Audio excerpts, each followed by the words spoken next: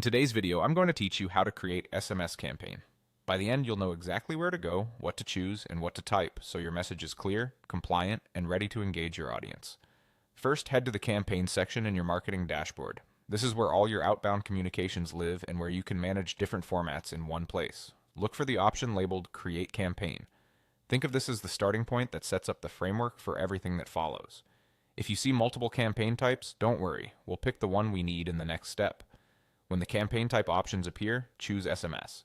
Selecting SMS ensures the system uses text messaging rules like character counting and sender settings tailored for mobile delivery. This choice also helps your analytics categorize results properly, so later you can compare SMS performance against emails or other channels without confusion. Now it's time to enter the core details: the campaign name, the sender, and the message. The campaign name is internal, meaning it helps you and your team recognize the effort later. Make it descriptive and consistent, like including the purpose or date, so you can quickly find it and understand what it was about. For the sender, choose the phone number or sender ID associated with your account. This is what recipients will see as the source of the message. Use a recognizable sender identity to build trust and reduce confusion.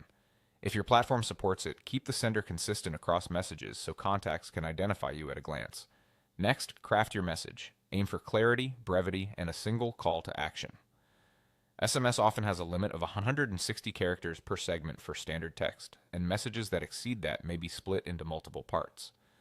Watch any character counter your platform provides and keep essential information up front. Use plain language, avoid all caps, and include your brand name early so recipients immediately know who's contacting them.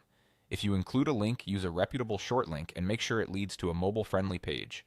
Keep compliance in mind. Only message contacts who have opted in, avoid sensitive personal information, and include any required language your region mandates. Read your message aloud once to check tone and flow, then tighten it to remove extras that don't support the main goal.